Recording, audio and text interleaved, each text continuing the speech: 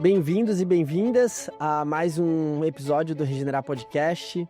Eu sei que toda vez eu falo isso, toda vez eu falo que o episódio é especial, mas o que eu posso fazer, né? A gente sempre convida pessoas especiais que têm muito a contribuir para essa pauta da regeneração. O principal objetivo do podcast é sempre esse, né? Como que a gente consegue aprofundar dentro dessa temática e não só do ponto de vista teórico, mas prático, mostrar como a regeneração já está acontecendo no Brasil. E hoje eu estou trazendo duas pessoas muito especiais que para mim são protagonistas na pauta da regeneração, e vocês vão entender muito bem isso de maneira mais profunda agora, e que são amigos e parceiros de trabalho da Facens e de vários outros projetos, como a gente vai explorar hoje, inclusive o Florestas Inteligentes. Então queria agradecer muito a presença do Davi e da Dani. Gente, obrigado por estarem aqui. Esse convite é muito especial. Acho que quem estiver escutando a gente e assistindo a gente vai entender isso, né? A gente tem uma parceria de 4 anos agora já, né? Entre Legado das Águas e Facens, através do projeto Florestas Inteligentes. E o trabalho que o Reservas Votorantim faz hoje, para mim é um dos trabalhos mais relevantes do ponto de vista de bioeconomia, e principalmente de mostrar como que é possível sim a gente prosperar com a floresta em pé.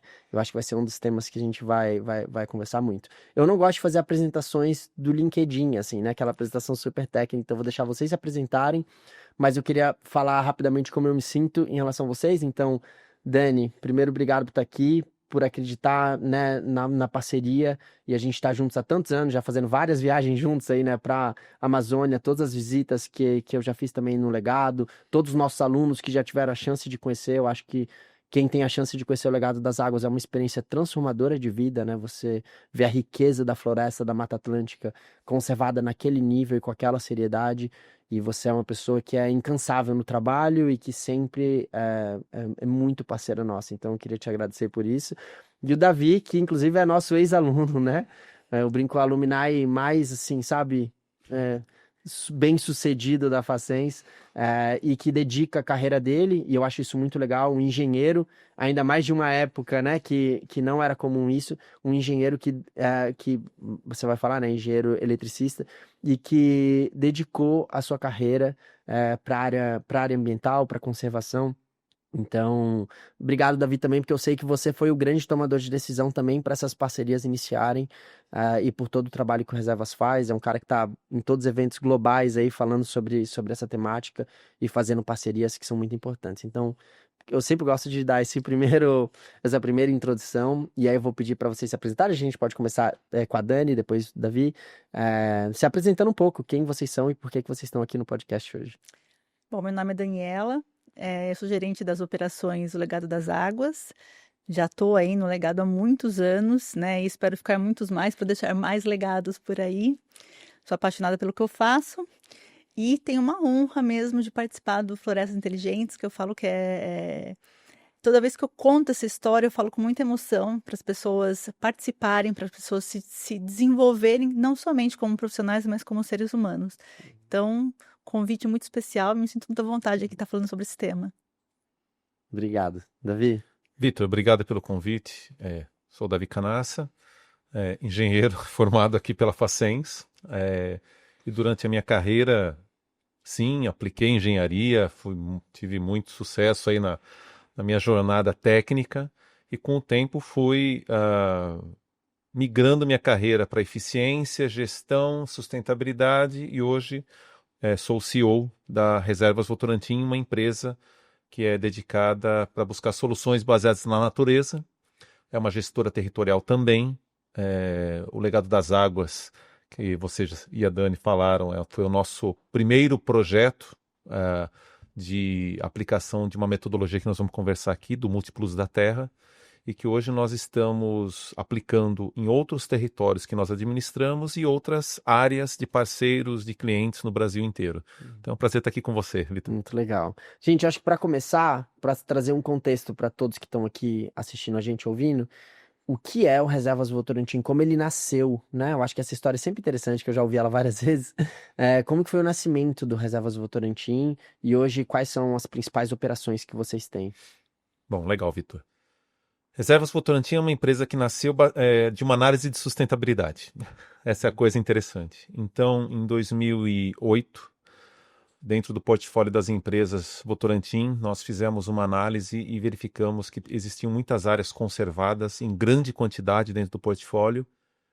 E quando a gente faz uma análise de materialidade e de sustentabilidade, você faz a pergunta, bom, qual é o risco e qual é a oportunidade ligado a esse tema?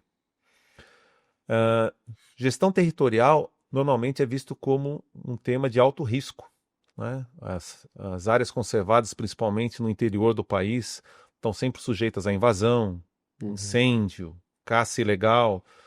Então, o que fazer com territórios grandes que nós tínhamos? Não tinha uma boa solução. Nós fizemos uma imersão, um belo estudo e criamos uma tese.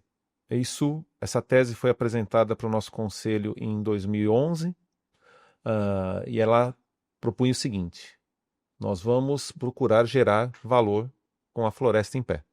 Essa é a tese. Valor, não só o valor percebido dos biomas, dos serviços ecossistêmicos, da biodiversidade, mas gerar dinheiro. A questão é como gerar dinheiro com a floresta em pé, mantendo a conservação. Isso se transformou numa tese que nós chamamos de múltiplo uso da terra, onde nós inicialmente pensamos em 3 cadeias produtivas: a produção de plantas nativas para restauração florestal, muito ligado ao que nós vamos falar, né? O tema aqui do que nós estamos falando.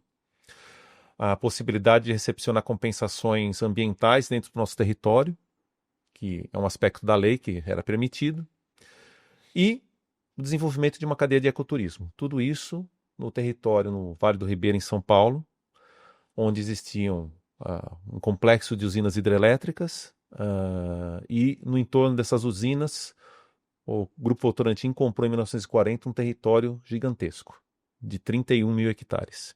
31 mil hectares, só para o público ter uma ideia, é o tamanho da cidade de Curitiba, por exemplo, ou de Belo Horizonte. Quando nós comparamos o que nós precisávamos legalmente falando para manter as usinas contra o que nós tínhamos de terras dentro do portfólio, grande parte poderia ser vendida. E nós ainda estaremos atendendo os requisitos legais brasileiros, que são muito rigorosos. Então você vê que tinha um excedente muito significativo. Então, quando nós apresentamos essa tese que com esse excedente nós poderíamos gerar receitas, em 2011, começamos a estruturar as primeiras parcerias e em 2012 nasce então o Legado das Águas, que é a maior reserva privada de Mata Atlântica do país, onde nós fizemos a primeira aplicação desse modelo. Começamos os desenvolvimentos como um projeto dentro da holding Votorantim. E em 2015, quando nós estávamos prontos para ter a primeira receita dentro do Legado das Águas, abrimos a empresa Reservas Votorantim, que hoje já vai fazer 10 anos de condução da empresa, já em vários biomas, outras aplicações e um crescimento em várias outras frentes, além daquelas 3 cadeias originais que nós imaginamos lá no Legado das Águas. O próprio Legado das Águas hoje tem diversas outras cadeias de negócio incorporadas.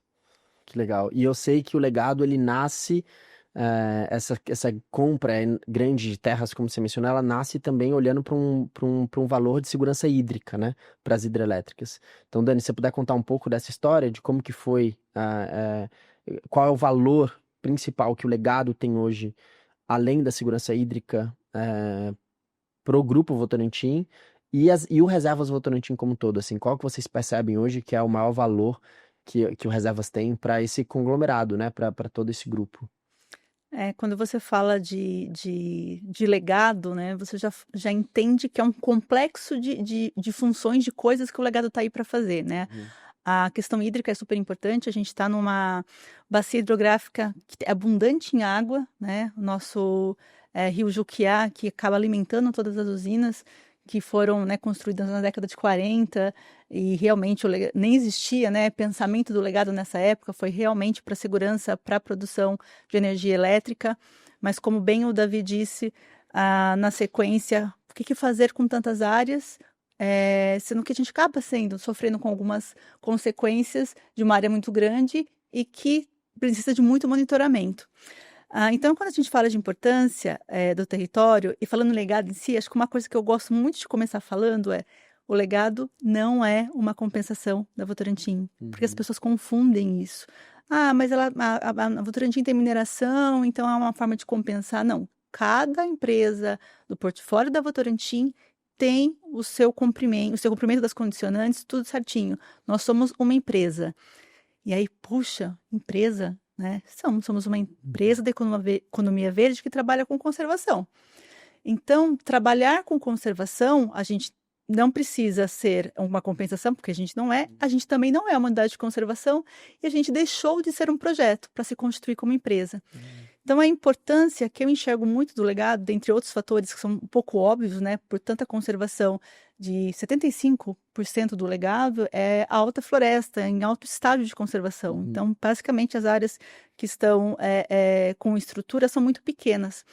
Mas quando você olha, assim, para o legado o legado do legado, a gente entender que, sim, a gente pode fazer conservação e, ao mesmo tempo, manter a floresta em pé e trazer um benefício não somente para a empresa, mas para toda a sociedade, numa construção de curto, médio e longo prazo. E o nosso maior desejo é que essa economia, com esses vários negócios dentro do legado, eles inspirem outros legados a surgirem e a gente consiga ter uma economia e uma sobrevivência, né, no planeta que a gente vive. Muito legal. Até ia perguntar, Davi, eu sei que vocês têm hoje várias fontes de receita, né? Quando você olha para esses múltiplos usos do território, tem várias oportunidades, né? E que surgem, e a gente já conversou muito, né? Tem muitas possibilidades. Mas eu vejo que muitas pessoas, em conversas que eu tenho, têm muita dificuldade até de entender o conceito de crédito de carbono, por exemplo, de crédito ambiental, e eu sei que esses são produtos que vocês comercializam, e muitos dos nossos ouvintes aqui são pessoas que estão dentro de empresas, são pessoas conectadas à área da sustentabilidade. Hoje, como que, se você puder até explicar do ponto de vista um pouco técnico mesmo, o que são os créditos de carbono, os créditos ambientais, e como que vocês hoje também comercializam esses créditos, eu acho que seria super interessante. Não, perfeito, Vitor. Bom, nós temos primeiro a questão, para surgir um crédito tem que ter um débito. Onde está o débito? O débito está que, desde que nós como sociedade começamos a produzir e usar fontes não renováveis e estamos jogando CO2 na atmosfera, nós criamos um problema que é a mudança climática. Que até pouco tempo atrás as pessoas ouviam falar e hoje todos nós estamos sentindo na prática. Né? Perfeito. Esquenta demais, esfria demais, pega fogo demais em alguns lugares, tem gelo demais depois, tudo numa frequência muito aleatória. Tem algumas análises que demonstram que as previsões climáticas que nós tínhamos no passado, hoje em dia, 30% dessas previsões a gente não consegue mais fazer aferição com elas. Quer dizer, poxa, se você só tem 70%, praticamente você não tem previsão. Né? Então nós já estamos sentindo na pele o que a mudança climática causou. Nós tivemos muitos benefícios com a sociedade, sim, temos conforto, temos muitas possibilidades, mas o fato é que nós carregamos a nossa atmosfera de CO2. Então esse é o débito. Como é que a gente tira o CO2 da atmosfera? Então precisa ter um crédito nessa história. Do ponto de vista mundial, então, a grande questão é a mudança das fontes de combustível. Né? Como é que você muda as fontes de combustível do não renováveis para fontes renováveis? Quando você pensa nisso, o Brasil está muito bem. O Brasil é um dos países, mundialmente falando, que mais fontes renováveis tem. Mas isso não é o normal no mundo ainda. É uma das melhores matrizes energéticas. É a brasileira. Né? Mas isso não é o normal no mundo. Mas mesmo no Brasil ainda temos desafios. Né? Existem empresas que ainda emitem bastante carbono, seja por causa de uso de fontes não renováveis ou a própria matéria-prima emite carbono. E tudo isso fez com que as empresas, ao longo do tempo, criassem os seus inventários de carbono. Né?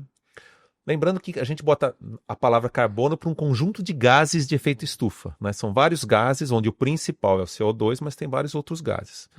E nos últimos 20 anos, as empresas aprenderam a fazer o inventário de carbono, né? Hoje isso é uma tecnologia dada. As grandes empresas, principalmente as que emitem muito gás de efeito estufa, sabem fazer o inventário.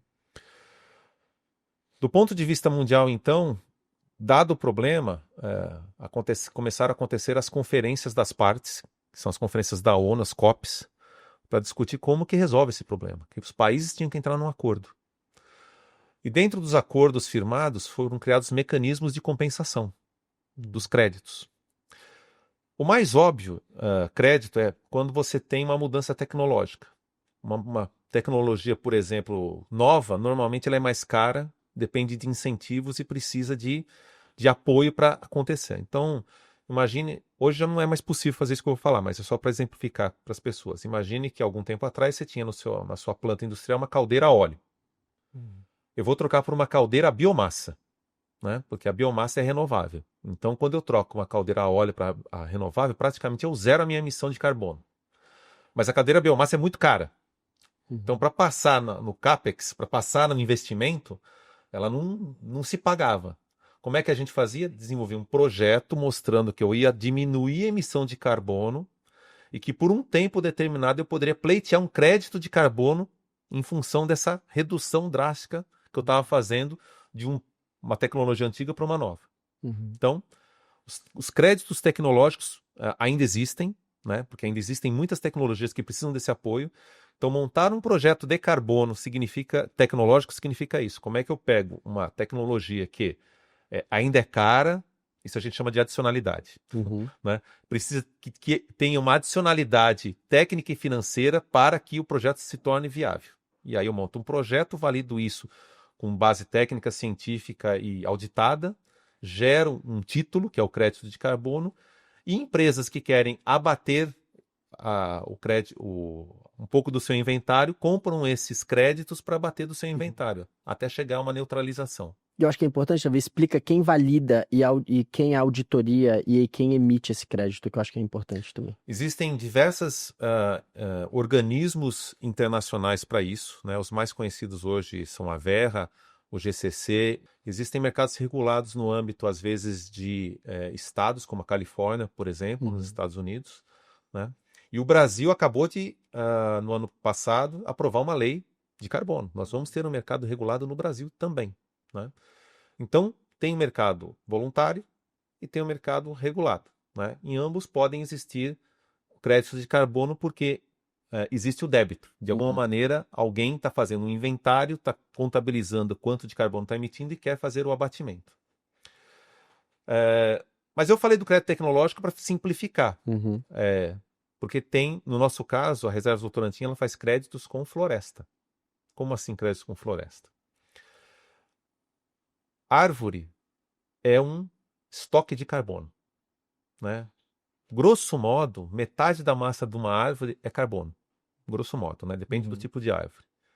Então, quando você tem uma floresta madura, eu estou com um estoque de carbono ali. Se essa floresta é cortada, isso é considerado uma emissão de carbono. Por outro lado, se eu tenho uma pastagem degradada de muitos anos tal, e eu planto uma floresta, isso é sequestro de carbono. Né? Entendendo a primeira parte da floresta plantada, que é mais fácil de entender, então eu plantei uma floresta. De 20 a 40 anos que a floresta vai crescer, ela está capturando carbono da atmosfera e transformando isso em estrutura física da árvore. Então isso vira estoque. Então eu posso montar um projeto de carbono para esse período de 20, 40 anos, apresento isso para esses organismos internacionais e nacionais, né, depende da situação, que me geram os créditos de carbono. E se o mercado entender pertinente, ele pode comprar esses créditos. Né? Um cliente que queira abater do seu inventário pode comprar esse crédito, porque eu estou absorvendo da atmosfera um carbono que foi emitido em qualquer período, desde a Revolução Industrial até agora, e está transformando em árvore, né, nesse período de 40 anos. Até um adendo, porque eu tô amando, isso aqui tá sendo uma super aula do que é crédito de carbono, e aí você me corrige se eu estiver errado, né? Você tem hoje o cálculo que é feito estimado, é que cerca aí de 7 árvores, né, crescendo durante esse tempo aí de 20 a 40 anos, ela vai gerar 1 tonelada, né? Exatamente. Então, geralmente, essa é uma média para quem estiver pensando, às vezes, né, quantas árvores eu tenho que plantar. E até um debate também que pode ser aprofundado depois, é que você emitiu agora, mas essa compensação ela só vai acontecer se muito bem feita entre 20 a 40 anos, né? Essa 1 tonelada vai sendo capturada ao longo do tempo. Exatamente. Então, ele é um projeto que ele também não é que você compensa de maneira prática e imediata, né? Então, só essa observação. Por isso tem toda a metodologia de geração de crédito de carbono tem vários aspectos. Eu já falei de um que é adicionalidade, o outro que você citou chama-se permanência, como é que você garante que o carbono vai estar lá, né? Então tem vários critérios nas metodologias que procuram dar segurança técnica, jurídica para a geração do crédito de carbono. Inclusive a biodiversidade desse crédito, né? Que é um outro ponto que a gente pode explorar, mas que valoriza ainda mais o valor do crédito, né? Bom, eu falei do plantio, que é o mais fácil de pensar. Mas também pode ser gerado crédito de carbono por conservação. Por duas modalidades. Existe uma modalidade mais consolidada que se chama RED. RED é uma sigla em inglês que significa desmatamento evitado. Funciona da seguinte maneira. Se eu tenho um território e nesse território tem floresta nativa, mas no meu entorno está acontecendo desmatamento, muito desmatamento, legal ou ilegal, né? Eu estou fazendo um esforço para manter aquela floresta em pé, posso montar um projeto e pleitear o seguinte: olha, se eu parar de cuidar desta área, ela vai ser desmatada. Então, eu calculo a taxa de desmatamento, grosso modo, da região, né? Tem vários descontos aí nessa história. Calculo a taxa de desmatamento da região e pleiteio esta taxa para o meu projeto. E aí eu gero um crédito de carbono de conservação por desmatamento evitado. Isso é o RED. Tá? É a modalidade mais conhecida. Existem não só os REDs privados, mas os REDs jurisdicionais também, que os países fazem. Então, existe um esforço mundial nessa busca de proteger a floresta do desmatamento, do efeito do desmatamento, legal e ilegal. Então, essa é uma modalidade. Tem uma segunda modalidade, que essa é mais inovadora, que nós aplicamos no Legado das Águas, uma parceria que nós fizemos, nós somos coautores da metodologia, que é a PSA Carbon Floor. Tem um outro efeito que acontece na floresta, devido à mudança climática, que é o seguinte. A mudança climática está fazendo com que as florestas percam a sua capacidade de se regenerar. Os estudos mostram, o IPCC e outros estudiosos mostraram, que provavelmente nos próximos 100 anos nós podemos perder até 40% da biomassa das florestas por causa desta falta de capacidade de regeneração da floresta. Não tem nada a ver com desmatamento. Se eu deixar uma floresta parada, sem cuidar dela, ela vai perder biomassa. E aí nós criamos uma tese que é a seguinte. Bom, o que mantém biomassa em pé? O que mantém biomassa em pé é que os serviços ecossistêmicos continuem funcionando dentro da floresta. E como é que a gente ajuda? É possível um ser humano ajudar o serviço ecossistêmico a funcionar dentro da floresta? Sim. Isso se chama serviços ambientais. Uma pessoa, um proprietário, pode prestar alguns serviços ambientais para ajudar a floresta a continuar a funcionar. E se a gente consegue quantificar isso, o delta da melhoria é crédito. Então foi isso que nós fizemos. Então essa é uma outra tese de geração de crédito de carbono por conservação. Então hoje, grosso modo, então você tem os créditos tecnológicos, os créditos de soluções baseadas na natureza, que são essas duas vertentes que eu falei, né, de plantio e conservação tem duas vertentes, o RED e o PSA. E tem também uma outra vertente de crédito, que é o sequestro do carbono atmosférico. Que aí, por exemplo, tem várias... em países já está acontecendo esse tipo de iniciativa, que é, por exemplo, injetar carbono diretamente em poços de petróleo antigo. Para fazer com que as rochas porosas absorvam esse carbono e sequestrem esse carbono lá dentro. É uma outra forma também de gerar um crédito de carbono. Né? Então, existem vários esforços mundiais para fazer com que o débito que a gente criou do início da idade industrial até agora seja, de alguma maneira, minimizado e diminua o impacto das mudanças climáticas nas nossas vidas. Né? Uau, gente, isso foi uma aula de crédito de carbono, que legal. Vou cortar depois todo esse trecho específico e transformar num curso, porque é impressionante, né? Muita gente tem bastante dificuldade em entender crédito de carbono. É até curioso, às vezes assim, tem pessoas que têm operações que não tem nada a ver com crédito de carbono e me perguntam assim, sabe, Vitor, tem como gerar crédito de carbono no meu negócio? Então acho que foi, obrigado realmente pela aula.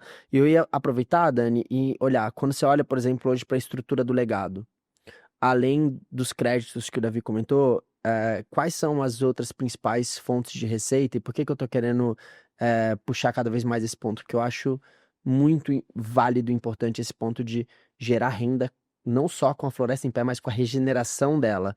Então, eu queria que você contasse um pouco quais são as outras fontes de renda hoje do legado que estão conectadas com toda essa abundância natural que vocês têm.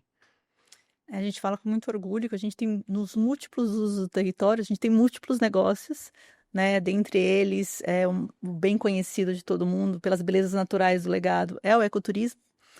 Então, o ecoturismo, além dele atrair pessoas, né, com geração de conhecimento, geração de renda, porque a grande parte dos nossos fornecedores e mão de obra é local, então se movimenta muito a economia local.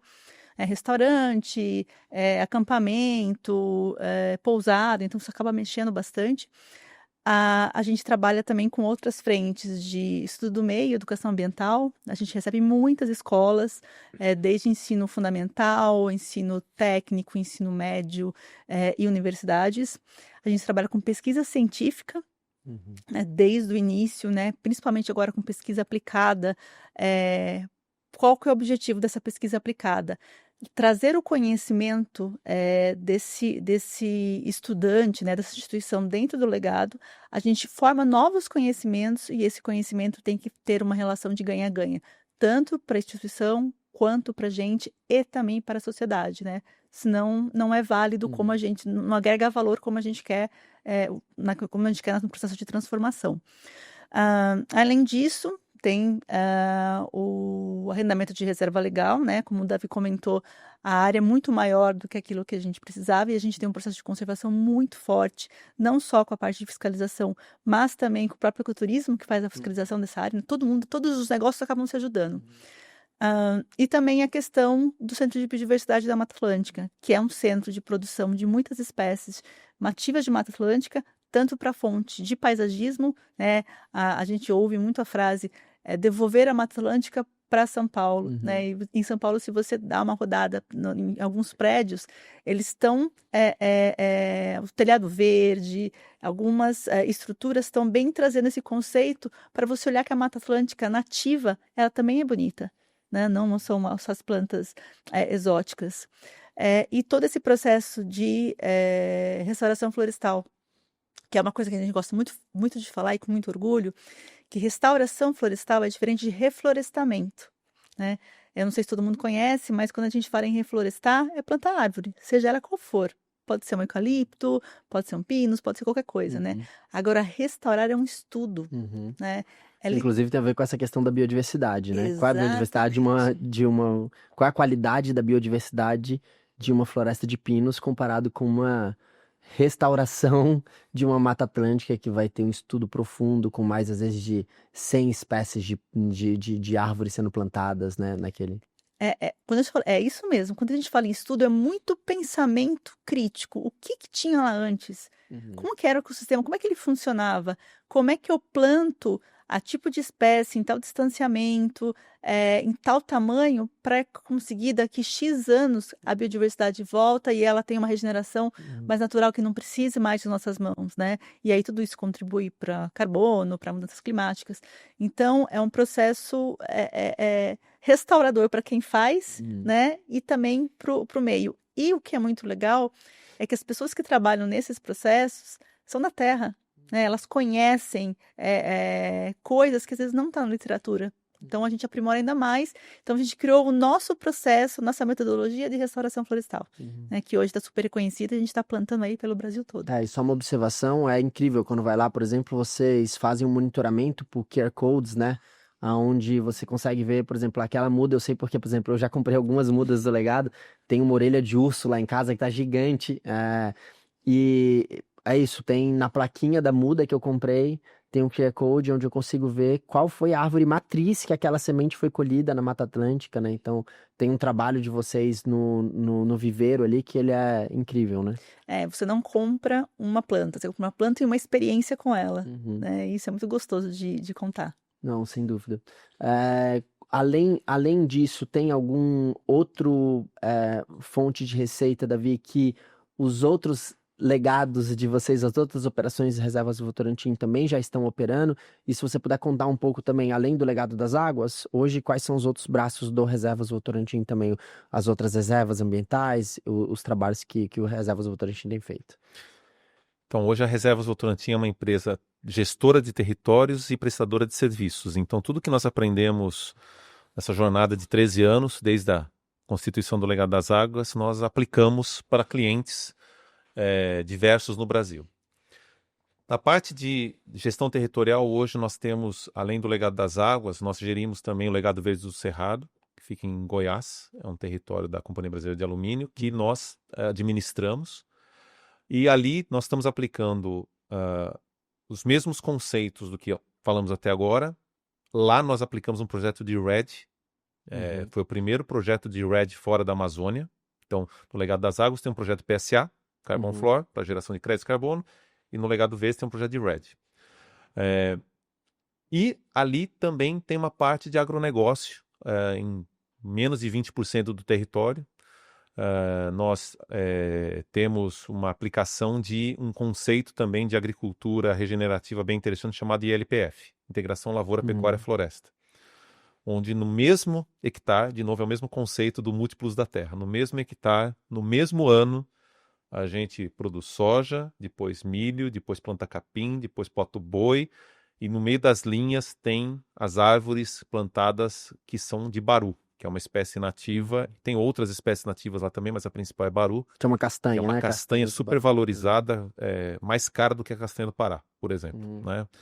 Então, ali no Legado Verdes, a experiência foi ampliada. Né? Então, a gente tem esse mix de negócios de conservação e negócios de agricultura regenerativa no modelo ILPF. Também temos uma agrofloresta que a gente está ampliando agora para 40 hectares. Tem várias experiências lá que nós estamos querendo transformar ali num hub para mostrar que sim, é possível também o agronegócio ter o conceito do múltiplo uso integrado com a conservação.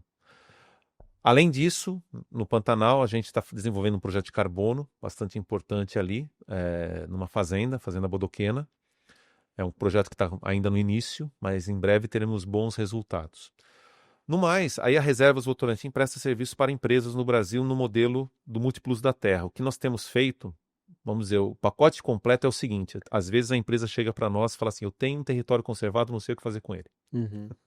E aí nós podemos prover um trabalho onde nós identificamos as vocações locais e não é um copia e cola do que fizemos até agora, não. É customizado. Então, a gente pega o conceito do múltiplo uso versus as vocações locais, versus as questões de população, legislação local, tudo mais, e montamos um plano de negócio para aquela empresa, pensando como ela gerar valor monetário e reputacional com o seu território conservado. Já fizemos isso em vários territórios, né?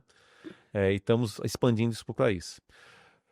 Fora esse, que é o pacote maior, aí a Reservas faz também a aplicação de projetos de carbono. Então, nós somos desenvolvedores de projetos de carbono de conservação em várias localidades.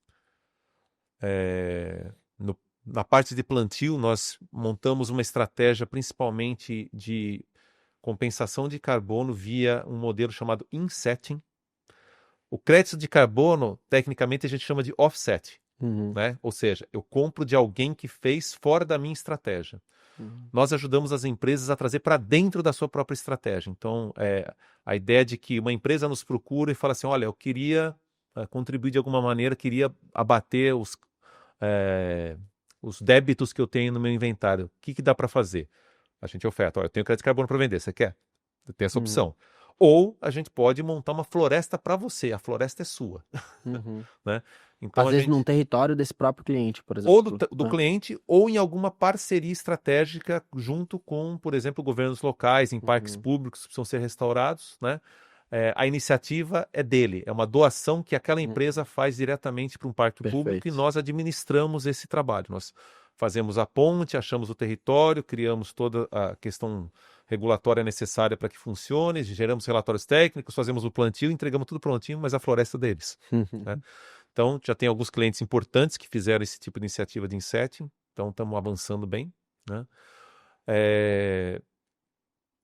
E projetos de consultoria aí focados, né? Então podem acontecer pedaços do múltiplo uso que a gente pode fazer um recorte e pensar formas de ajudar. Por exemplo, muitas empresas têm as reservas privadas de patrimônio natural, são as RPPNs, que é uma unidade de conservação privada.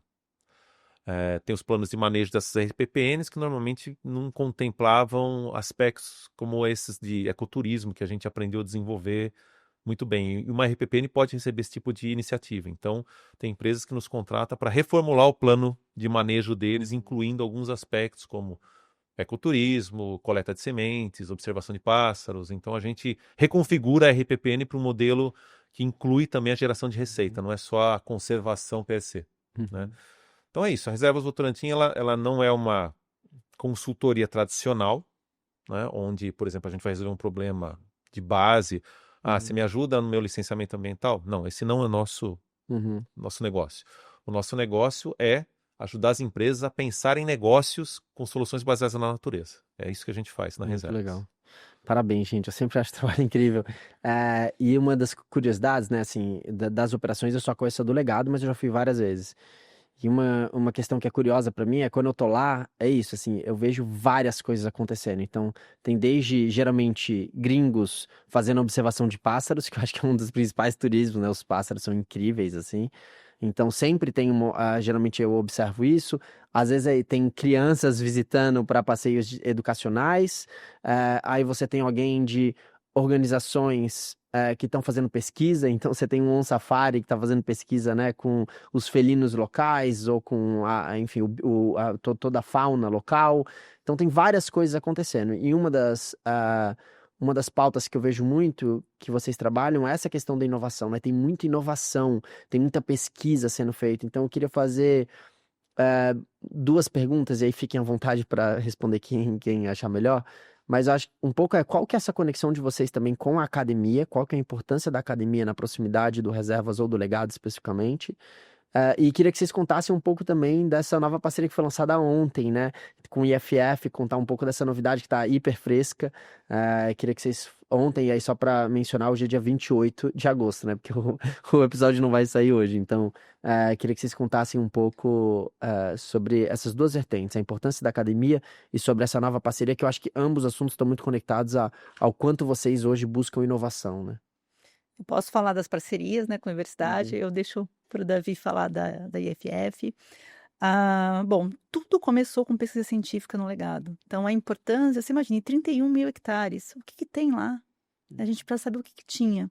E cada descoberta leva uma nova descoberta, uma nova curiosidade. Então, o legado, quando a gente fala de legado, não é só de biodiversidade, mas é um legado de conhecimento e pessoas. Então, a gente precisa de pessoas que queiram estudar aquilo, que entendam que é uma relação de troca, ou seja, você traz o seu conhecimento de vida e seu conhecimento acadêmico, e a gente tem todo o conhecimento experimental, né, da coisa para criar um novo conhecimento. Então, a academia, ela esteve e está presente há todo tempo com a gente, desde trabalho com saúde única, trabalho com prefeituras locais, com geração de renda, com trabalho de biotecnologia, né, que o Davi depois vai contar um pouquinho. Então, a gente tem um edital de pesquisa, inclusive, que ele está aberto, né, até dia 26 de setembro, com alguns temas específicos que a gente tem interesse, não que não possam ser enviados novas propostas, mas que ela sempre tem um viés estruturante que vai deixar um legado, né, para a sociedade também. E nisso surgem uma série de inovações. Surgem ativos científicos? Sim, mas surgem novas ideias, inclusive de construção de pequenos negócios.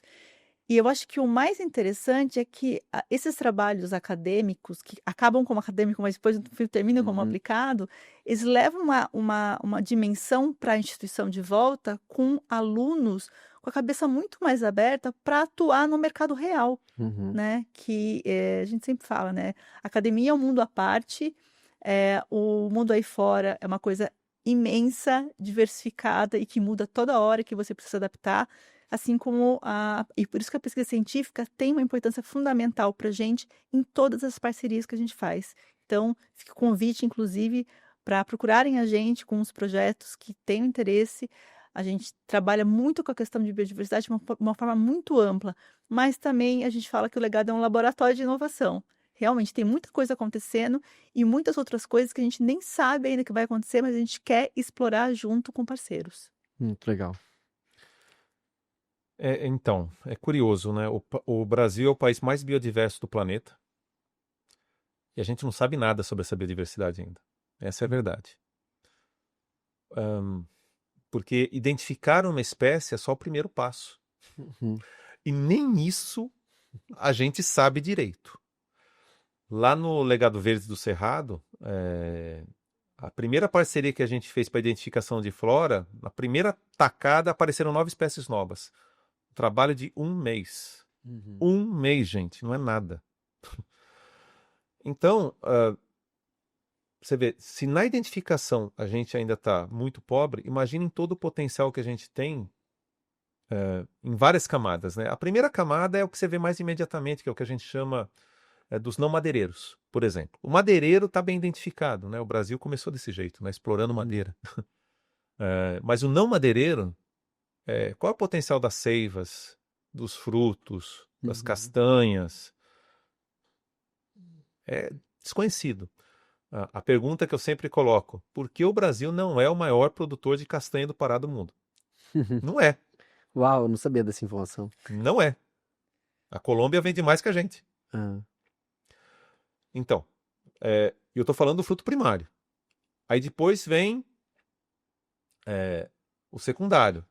Os aromas, os cheiros, as propriedades físico-químicas que podem estar dentro de diversos aspectos da floresta. Medicinais, né? Medicinais. Né? A gente nem arranhou isso ainda, né? Onde tem mais pesquisa no país é na Amazônia, por motivos óbvios, né? Amazônia, todo mundo está de olho no mundo inteiro, né? E realmente é um colosso. Mas todos os biomas têm suas características próprias e ainda é muito incipiente a pesquisa. Isso se chama bioprospecção, né? Do lado da bioprospecção, vale lembrar que tem uma coisa que é muito citada, o conhecimento das comunidades tradicionais sobre os produtos. Nem isso ainda está mapeado direito, que é o que está mais na cara, né? Já tem muita coisa que foi descoberta, muita coisa descrita, mas muita coisa é pouco perto do que existe e a gente tem que correr, porque as pessoas que sabem essas coisas estão nos deixando. Total. Temos que registrar essas Até coisas. porque às vezes esses conhecimentos não estão sendo passados de geração por geração, né? Exatamente. Né? Então, tem essa vertente das coisas que se sabe não estão ainda catalogadas e tem as coisas que ninguém sabe, que está na floresta e ninguém sabe. Então, quando nós montamos nosso plano de negócio lá atrás do Legado das Águas, a bioprospecção já era um tópico que nós queríamos avançar desde 2012. A gente sabia que isso seria uma vertente importante de geração de negócios para o futuro.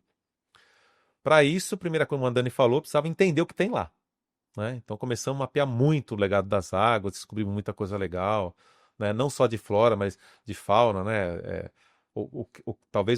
Tem vários cases emblemáticos no legado, né? Quando apareceram as antas albinas, por exemplo. Né?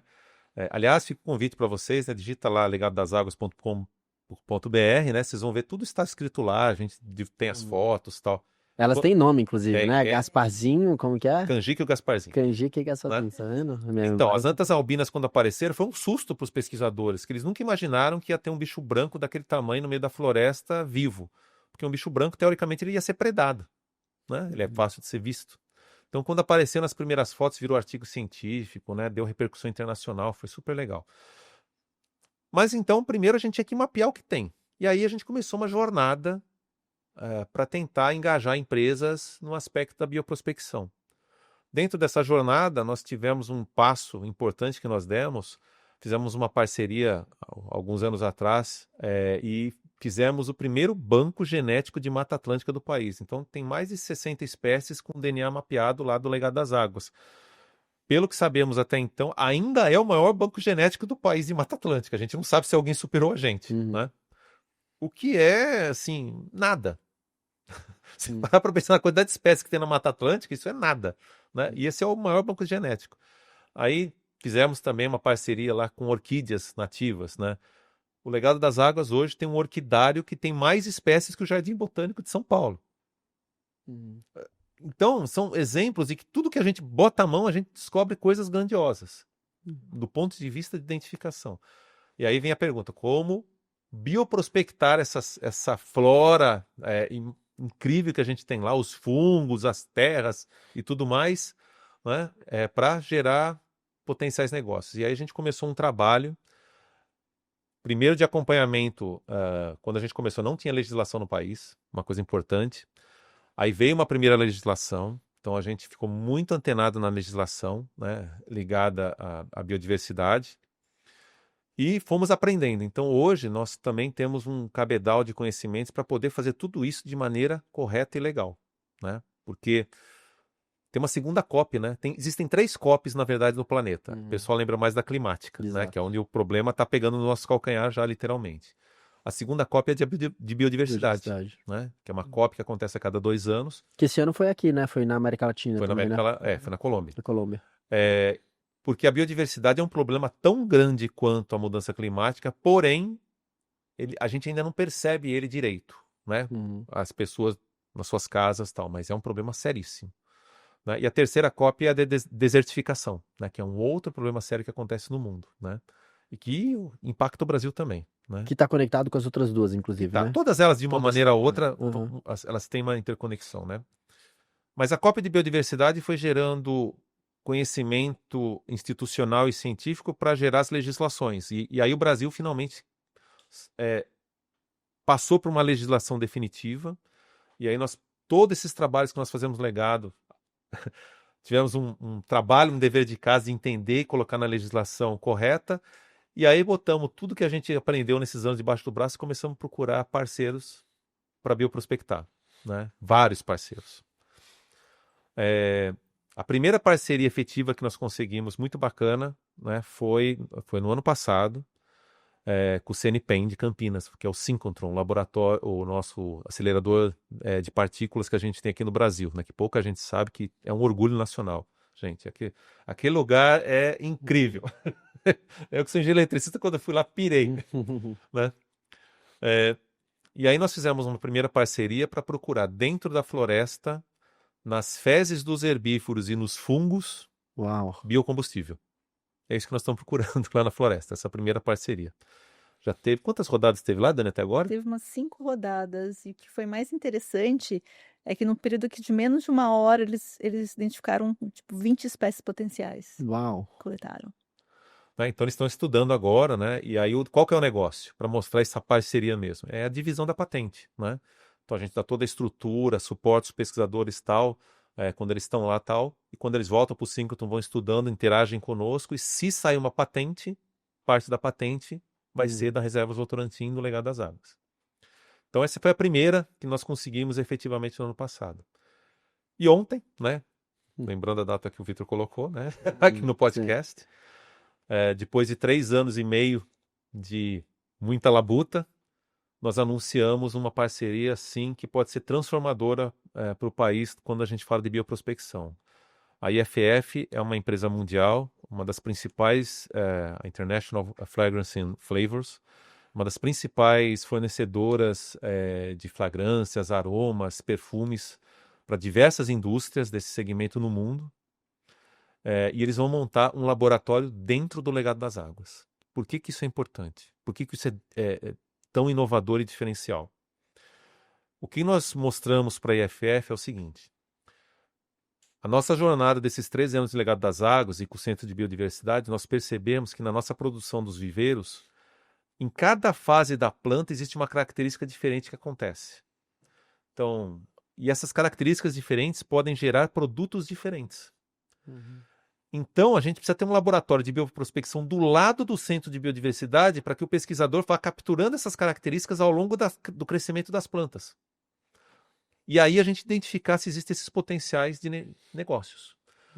Claro que com a IFF, a principal interesse são os perfumes, né? Os perfumes da Mata Atlântica, mas isso abre um canal imenso, porque a mesma coisa pode ser para tudo.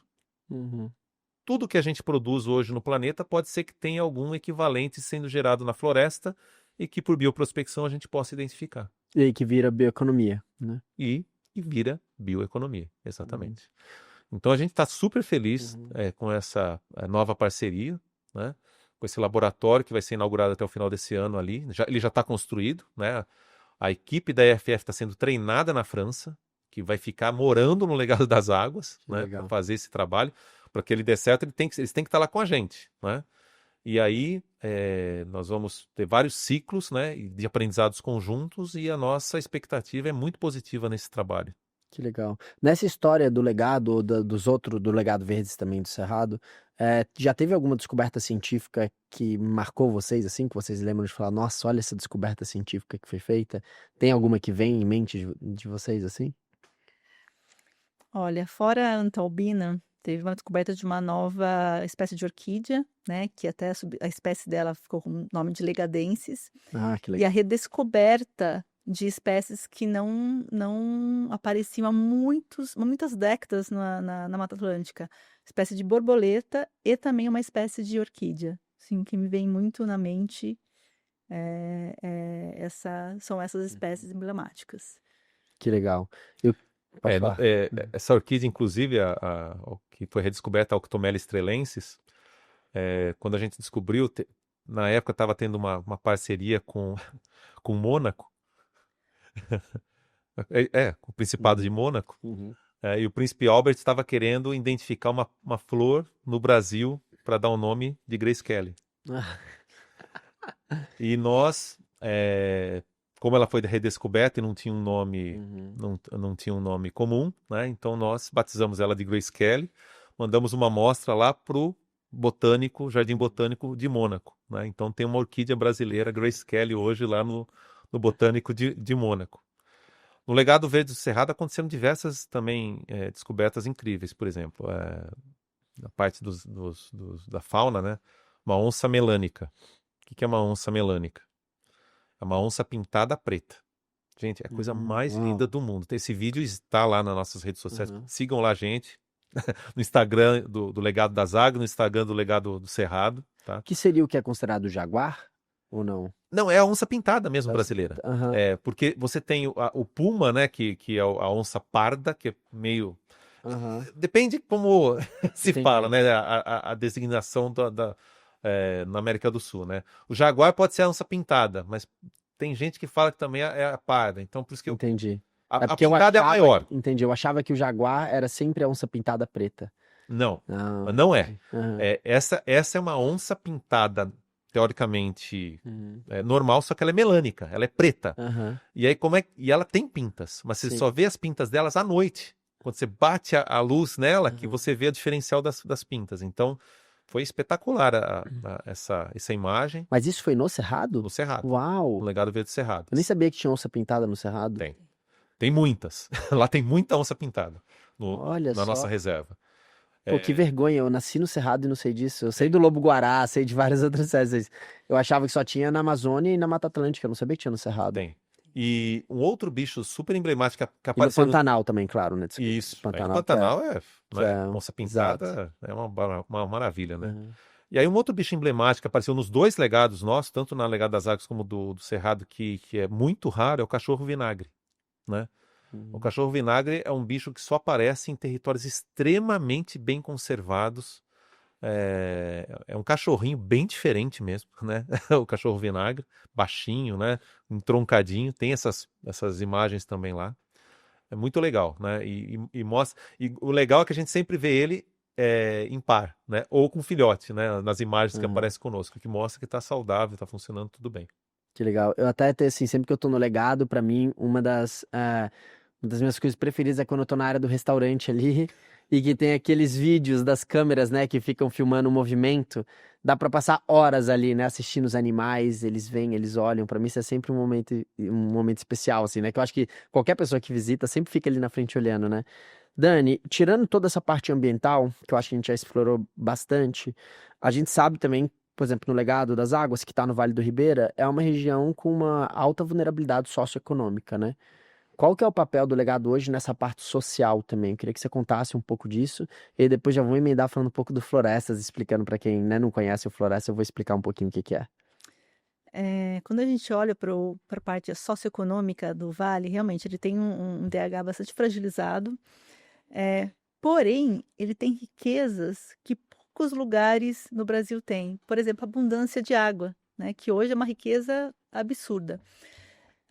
Como que a gente olha para as comunidades? Bom, a gente não é uma ilha, a gente trabalha em conjunto.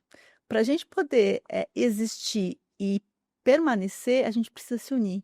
Então, por exemplo, quando você vai no Legado, né, você tem uma estrada, longa de terra. Para você chegar lá, você vai passar por vários outros lugares. Você vai passar pelo restaurante da Dona Maria, você vai passar pela casa do artesão, você vai passar talvez por hotéis locais como vocês já ficaram lá, né, pelo projeto. Então tudo isso forma um ecossistema de, roteiros. O Legado ele não pode ser o único destino, né, ele é mais um destino, só que até você chegar no Legado, a intenção é que realmente você passe por essas situações e você deixe também o seu legado para a geração de renda daquela comunidade e tudo mais. Então, como é que a gente trabalha? A gente trabalha em duas vertentes com a comunidade. A parte um pouco mais de projetos sociais, na temática de educação, gestão pública, cultura, esporte, né, voltados para a sustentabilidade, mas também a questão de economia. Então, tanto da empregabilidade, apoio aos fornecedores locais, para eles entenderem, até se constituírem como uma empresa formalizada para poder trabalhar com o legado, né? Que a gente tem muita informalidade nisso, Uhum. e descobrir o empreendedorismo local. Tem pessoas que achavam que não podiam vender aquele produto, porque assim, mas eu faço de forma tão caseira, será que alguém vai querer comprar? Então, toda essa parte de estar junto, não, tem gente que vai querer comprar, mas para isso, a gente pode fazer uma parceria com uma outra instituição do Sistema S, por exemplo, para agregar valor a esse produto e ajudar você a montar a sua pequena empresa e você poder vender, inclusive, para o legado. Então, essa transformação que a gente faz para mostrar que é possível, sim, valorizar aquilo que você tem, não somente ambientalmente, mas culturalmente, e que ele permaneça.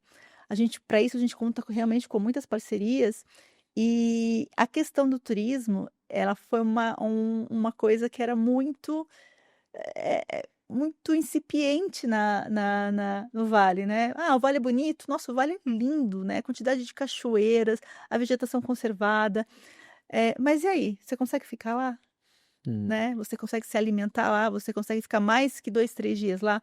Então, realmente, o legado começou com esse trabalho voltado pra economia local e mostrar que existem outras possibilidades. Você pode vender seu artesanato, mas você pode fazer uma comidinha caseira. Então, você pode tirar a renda daquilo que você sabe fazer bem e naquilo que você acredita. Então, o nosso fomento foi desde trabalhar com pequenos empreendedores, pequenas organizações, até chegar em políticas públicas, né, com as prefeituras para expandir essa atuação. Então, assim, a nossa intenção é cada vez mais deixar estruturado um polo de bioeconomia, né, na região, que envolve a parte do ecoturismo, que envolve a produção de alimentos, que envolve a restauração florestal, ou a produção de mudas. Então, cada vez mais a gente conseguir disseminar esse conceito, a gente vai conseguir unir as pessoas, e as pessoas que vão visitar, não vai visitar o legado, vão visitar a região. Elas conseguem levar para outras pessoas e voltarem para conhecer os outros espaços daquele território. Então, eu acho que a gente faz um trabalho a muitas mãos, e cada dia a gente descobre uma coisa nova para fazer em conjunto. Acho que só vale acrescentar que esse trabalho que foi de todo esse período de 13 anos, né, insistentemente sendo feito ali nas comunidades, nas prefeituras, né, com as pessoas, está gerando um resultado muito bacana, efetivo, que é o seguinte. Também no ano passado, o governo do estado de São Paulo nos reconheceu como o primeiro distrito ecológico do estado de São Paulo e do Brasil. Isso coloca não o legado, mas o território, né, no entorno do legado das 5 municipalidades que foram abarcadas nesse distrito turístico no mapa. No mapa do estado de divulgação como um polo de desenvolvimento turístico muito importante. A brincadeira que eu faço é que nós temos que nos transformar na Costa Rica brasileira ali. Esse é o desafio. E esse é o potencial que nós temos, né? Que tem um PIB escondido só com ecoturismo ali. Total. Fora todas as outras coisas que a gente faz. Total. E o que é muito louco, né? Porque o Vale do Ribeira está presente no maior polo econômico brasileiro, né? Se a gente está aqui, é isso. Sudeste, você está em São Paulo, né? Grande, né? Enfim, tá no estado de São Paulo. E que é raro você conhecer alguém que, por exemplo, sai de São Paulo capital para fazer turismo no Vale do Ribeira, Exato. né? Essa pessoa às vezes vai para praia, vai para outras regiões, mas é isso. Existe esse tanto um potencial inexplorado. É isso, de infraestrutura, como que você trabalha mais o turismo e como que você traz esse turista também para lá, né?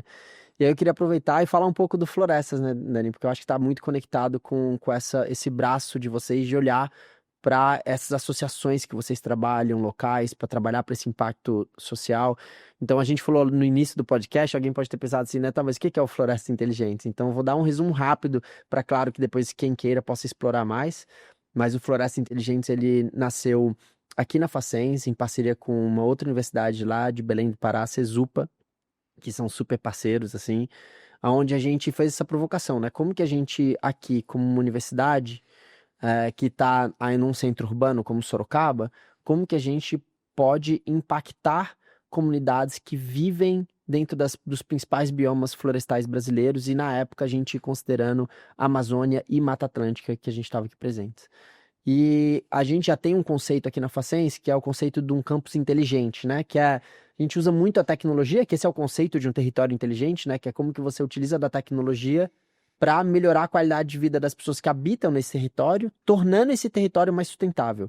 Então aqui isso significa desde infraestrutura, por exemplo, que controla que a gente está desenvolvendo isso agora, por exemplo, vai implementar, que a gente está desenvolvendo um hardware que ele faz um controle em todas as salas, por exemplo, de aula, do controle de temperatura, da luminosidade, de acordo com o dia, se tem alguém dentro da sala ou não, ele desligar automaticamente todo o sistema. Então, você está trazendo tecnologia em prol da sustentabilidade e ainda melhora a qualidade de vida das pessoas que estão ali. Os hidrômetros inteligentes que a gente tem, então a gente consegue caçar hoje vazamentos em tempo real, e vazamento, para quem não sabe, é um grande problema hídrico brasileiro, né? Então, como que a gente consegue, em tempo real, saber se está tendo algum vazamento, e por aí vai. Eu acho que eu poderia ficar aqui dando vários exemplos. E a gente falou, tá, e se a gente pega esse mesmo conceito e a gente leva ele para dentro de comunidades na floresta, né? Então, como que a gente consegue levar a tecnologia para melhorar a qualidade de vida das pessoas que habitam naquele território? Porque isso é uma outra questão, né? Acho que muitas vezes quando a gente fala em territórios como esses, as pessoas pensam muito na parte ambiental e muitas vezes não pensam na parte social, que tem comunidades que inclusive já estão morando ali há décadas e que elas precisam ser cuidadas, e que essas comunidades, se elas não tiverem, as pessoas precisam se alimentar. Eu sempre falo isso, né? Então, assim, se você não traz, se não existe no imaginário coletivo daquela comunidade uma maneira de você gerar renda através da floresta, e se eles tiverem que derrubar a floresta, por isso eles vão derrubar a floresta. Né? Então a gente precisa olhar para possibilidades. Então é daí que nasce o conceito do Floresta Inteligente, onde a gente começou atuando Amazônia e Mata Atlântica, onde o legado está com a gente, o Reservas está com a gente desde do primeiro, né? A gente está indo para o 4º ano, e trazendo alguns exemplos aqui para quem está escutando a gente, que esse é o grande diferencial nosso, que é o que? A gente vai até essas comunidades que trabalham com bioeconomia, que geralmente tem vários gargalos de infraestrutura, principalmente, e eles passam para a gente quais são esses gargalos que eles têm, esses problemas que eles têm.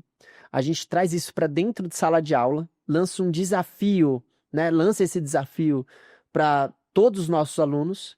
Os alunos se inscrevem, trazendo quais soluções eles imaginam, E aí aqui vem um ponto importante, né? Eles estão desenvolvendo isso pensando no problema que a comunidade trouxe. Eles não estão tentando inventar uma solução para um problema que eles nem sabem se existe, né? Então esse problema a comunidade traz, eles vão bolar soluções, a comunidade vota em qual solução eles mais gostaram. Então, de novo, aqui é um lugar da comunidade como protagonista nesse processo de tomada de decisão. E aí esses alunos recebem um aporte financeiro, que a gente chama de um capital semente, para tirar essa ideia do papel. E eu acho que isso é muito bonito, porque geralmente em universidades, às vezes fica muito no campo da ideia, mas dificilmente o aluno tem essa chance de implementar. Então o aluno ele recebe um capital semente para ele poder, de fato, trazer à vida aquele projeto. E o mais legal é que depois que esse projeto vem à tona, ele tem a chance de viajar até essas comunidades para implementar, né? Então, trazendo um exemplo prático, acho que alguns exemplos que a gente pode trazer da Mata Atlântica que a gente atuou, um dos mais bonitos que passaram pela Mata Atlântica, na minha opinião, foi com a Banarte, ano passado, né? Então, a Banarte já era uma associação que vocês já tinham apoiado em outros momentos, que é uma associação de mulheres que trabalham com artesanato feito da fibra da bananeira, onde a bananeira, né, é muito forte no Vale do Ribeira, né? A produção de banana é muito forte no Vale do Ribeira. E, como você falou, é uma região muito úmida, né? Tem muita água e é muito úmida, o que é bom, mas também pode ser um problema. E aonde elas tinham muita dificuldade nesse processo de secagem das fibras, perdendo muitas fibras, né? Muitas fibras acabavam oxidando, apodrecendo, e elas jogavam fora essas fibras, gerando retrabalho, gerando desperdício. E aí os alunos receberam esse desafio e a solução que acabou sendo implementada foi uma solução de uma estufa, né, movida a energia solar, que faz esse controle inteligente também da temperatura dentro da estufa. E antes, às vezes, fibras que iam apodrecer ou demoravam ali dias para serem secas, muitas vezes sendo secas através de fogueiras, né? Então você ainda está gerando carbono nesse processo. Então, algo que antes iriam demorar ali, às vezes, 3, 4 dias para secar, elas conseguiam secar com a mesma qualidade em 30 minutos através da estufa, né? Então, gerando um potencial de renda, né, tanto pelo não desperdício quanto pelo aumento da produtividade. Para quem conhece a Banarte aqui, não é uma associação pequena, né? São muitas mulheres produzindo um artesanato lindíssimo. Fica a dica aqui para quem quiser conhecer, né? Entra no Instagram da Banarte, vocês vão ver que lindos são os artesanatos. Lá em casa eu tenho muitas coisas da Banarte. Inclusive elas já trabalharam com toque-estoque, já exportaram esse artesanato, então acho que é um trabalho riquíssimo, né? Às vezes a gente também tem essa visão de que as associações são pequenas, que não são profissionais, e pelo contrário, acho que a Banarte é um exemplo disso. E exemplos de atuação que a gente já fez na Amazônia também, com o apoio de vocês, né? Então, sempre agradecendo. Que eu acho que um dos casos mais emblemáticos foi do MIB, né? Das mulheres, da Associação de Mulheres Empreendedoras das Ilhas ao redor de Belém, onde elas tinham. E aí, quando a gente fala de conhecimentos que estão sendo passados de geração em geração, tem uma dificuldade que é os homens jovens não estão mais trabalhando muito com a coleta do açaí como peconheiros, que é o formato tradicional de coleta, né? Que é bota peconha, que é aquele tecido em volta dos pés, e você escala a árvore, faz essa coleta e desce com o cacho do açaí. E as mulheres que não estavam mais com homens nas suas famílias fazendo esse trabalho de peconheiro, tinham que contratar outros homens de outras famílias que cobravam 50% de toda a produção do açaí. Então, por exemplo, se eu coleto 10 cestos, 5 cestos são meus, 5... Imagina, né? Um custo de 50% de toda a sua produção é muito alto, o que tornava muitas vezes inviável para aquela família trabalhar com açaí. Então, eles trouxeram esse desafio e os alunos do Florestas desenvolveram uma vara modular que chega, se eu não me engano, até 9 metros de altura, aonde eles conseguem fazer, né? Então é isso, assim, a gente tem vídeos disso, né? Às vezes de uma mulher acima dos seus 60 anos, que não tem uma condição física de fazer, nem cultural e nem física, de fazer essa coleta de açaí através do método tradicional, podendo coletar o açaí dentro da sua própria, né, dentro do seu próprio território, descendo esse cacho de maneira perfeita, né? Então ele é uma vara que ela faz inicialmente um corte no cacho, depois tem uma pinça que trava nesse cacho e você consegue arrancar e descer ele como se fosse por uma rodana de um elevador. E esse projeto, enfim, foi bastante reconhecido. A gente acabou já replicando mais de 20 varas dessas nessa região, além do que que eu acho que é uma das nossas maiores teses de impacto, todas as tecnologias desenvolvidas no Florestas Inteligentes são tecnologias abertas. Então, se você entrar no site do florestasinteligentes.org.br, você consegue ter acesso ao manual passo a passo de como construir essa vara ou de como construir a estufa para secagem, que pode secar não só fibras de bananeira, como pode secar qualquer outro tipo de fibra, qualquer outro tipo de produto, né?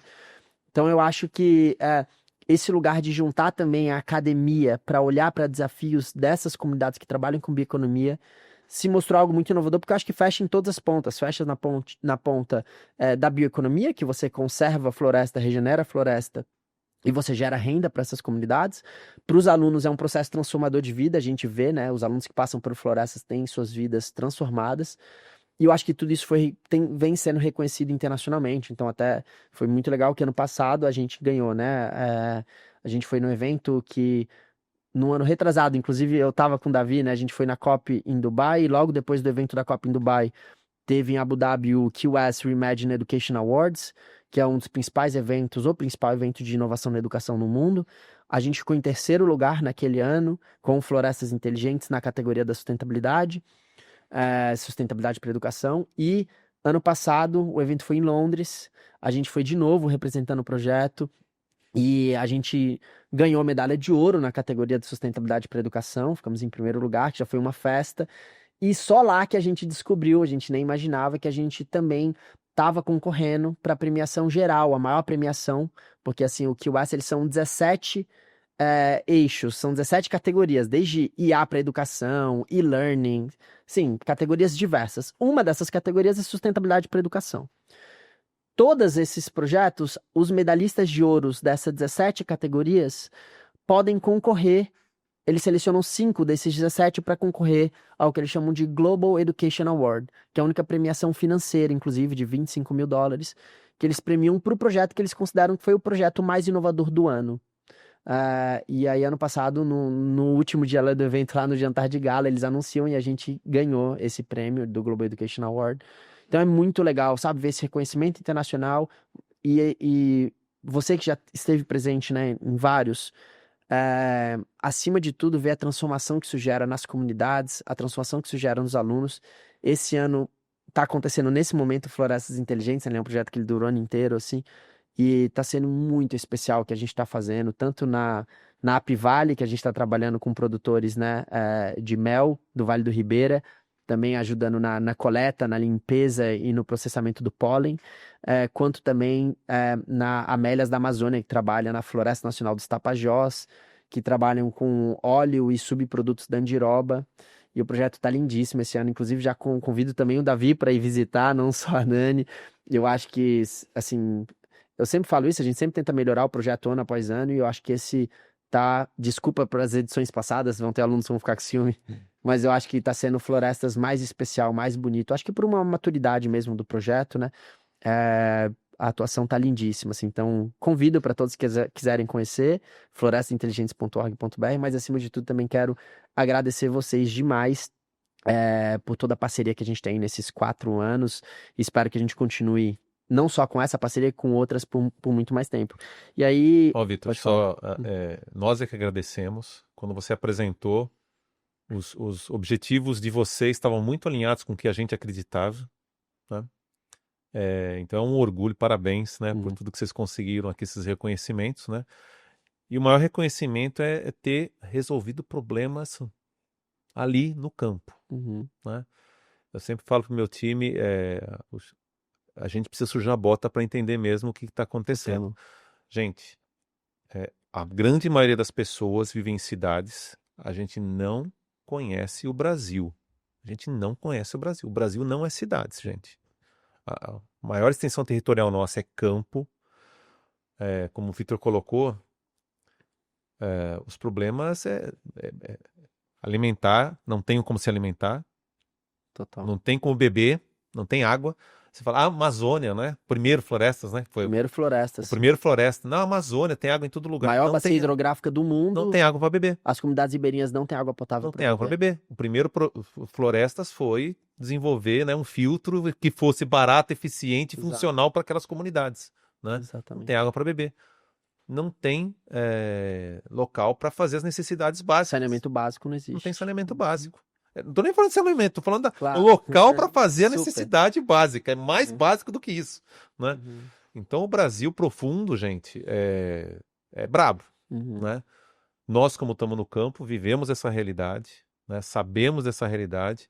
Então um projeto como Floresta Inteligente que nos ajuda e ajuda as comunidades que são trabalhadores que estão junto conosco, que são parceiros que estão junto conosco, são famílias de trabalhadores que estão junto conosco, assim, só engrandece o que a gente está fazendo. Então, parabéns. Obrigado, Vê. Até você falou isso agora, eu lembro que um dos momentos mais marcantes para mim, e eu já vivi coisas assim, né? Porque eu trabalho na área de impacto desde os meus, eu tô com 36, desde os meus 23, 24 anos que eu dedico minha carreira para isso.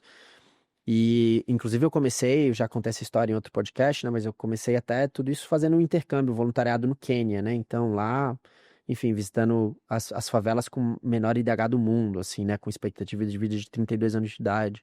Eu lembro que uma vez me assustou, a gente estava fazendo prospecção ali em Itapiraí, mesmo, aqui no Vale do Ribeira, de uma comunidade para trabalhar juntos ali com a Elaine, que trabalhava no Legado.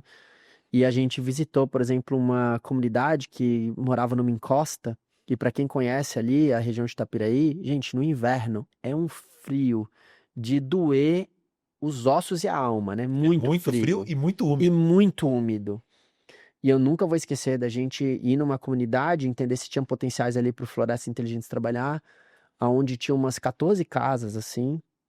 E dessas 14 casas, eu lembro que minha filha tinha acabado de nascer, minha segunda filha, várias crianças, assim, aonde o chão das casas era todo terra batida. Quando chovia, a água escorria por baixo da casa, então molhava mesmo assim o piso da casa. E de todas as 14 casas, só 2 tinham chuveiro elétrico quente.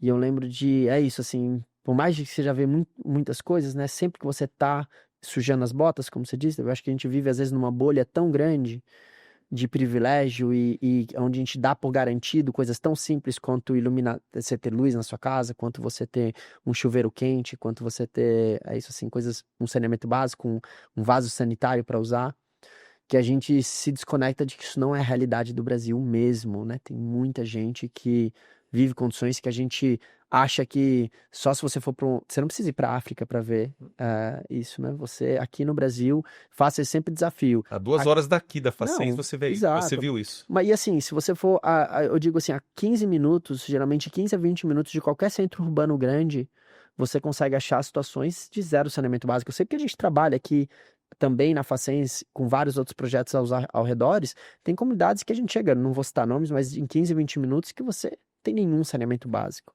né? Com situações muito precárias também. Então, eu acho que fica essa provocação que o David trouxe de sujar as botas, porque eu acho que isso é uma das coisas fortes do Florestas. Até um adendo rápido, assim, antes da premiação, eles fazem, quando eu tava lá em Londres, eles me chamaram numa sala para fazer perguntas, né, pro comitê de jurados, porque eles decidem na hora quem vai ser o vencedor do prêmio, né? E aí eu lembro que o presidente do QAS me fez uma pergunta, assim, falou, Vitor, mas como que vocês pretendem digitalizar mais o Florestas, trazer mais escalabilidade para o digital? E aí eu lembro que eu olhei para ele e falei, não. Eu falei, não. O grande objetivo que a gente tem no Florestas é justamente o oposto. É como que a gente tira esse aluno da tela, tira esse aluno da sala de aula ou da frente de uma tela e leva ele para o mundo real. Como que esse aluno, e uma coisa bonita é isso, vários dos nossos alunos, por exemplo, nunca tinham viajado de avião na vida. E a primeira viagem que eles fazem de avião é indo para Santarém, indo para conhecer a Floresta Nacional dos Tapajós, né? Assim, indo para lugares que ele nunca nem sonharia em ter ido. E viver ali na prática, o que que é a Amazônia, o que que é Mata Atlântica. Então, claro que aí depois eu dei uma resposta, falei, mas claro, a gente quer também escalar para outras universidades, isso é uma verdade, né? O nosso sonho é que o Florestas saia da Facens, que várias outras universidades utilizem essa metodologia para resolver desafios de comunidades, né? Mas isso é uma verdade, mas quão importante é sujar as botas e ter até uma terminologia que a gente tem usado muito num projeto que a gente faz, que a gente chama de pertencimento ecológico, que é de você você ter uma conexão profunda com a natureza, entender que, né, o ser humano a natureza não é só um recurso para a gente explorar, nós somos a natureza, né, e que a gente precisa encontrar formas mais equilibradas de convívio. E aí, já puxando nessa temática, Davi, eu queria te perguntar um pouco, quando você olha, né, para a gente vai estar juntos na COP, tá todo mundo ainda entendendo um pouco o COP, a ideia é que a gente tenha momentos, inclusive eu tenho conversado com alguns parceiros regionais, né, a gente tenha momentos lá, inclusive para falar do projeto do Floresta Inteligentes, que aconteceu inclusive 3 anos na região de Belém, né, o que que você... Eu queria tanto pegar um pouco assim as suas expectativas para a COP, acho que com tudo que está acontecendo, tanto as polêmicas, tem polêmicas de hospedagem, etc., mas principalmente a nível da sua expectativa de metas e compromissos que você gostaria de ver profundidade, de ver resoluções práticas na temática da biodiversidade, água, bioeconomia. Você que tem muita experiência em várias outras COPs e vários outros eventos, quais são suas expectativas para a COP 30 aqui no Brasil? Vitor, como o nosso líder da COP, que é o embaixador Corrêa do Lago, tem colocado, essa tem que ser a COP da implementação. Porque do ponto de vista de acordos internacionais para fazer com que os países avancem, a gente já tem todo um arcabouço regulatório suficiente para andar.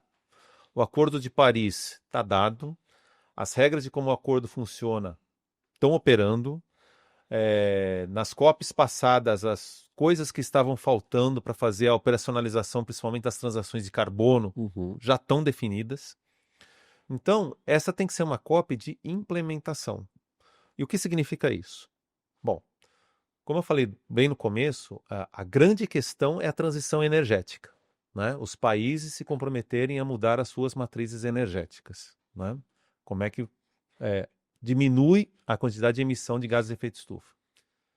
E para o Brasil é uma oportunidade espetacular do ponto de vista de implementação, tanto do ponto de vista de transição energética, porque nós somos o país onde tem mais exemplo funcional de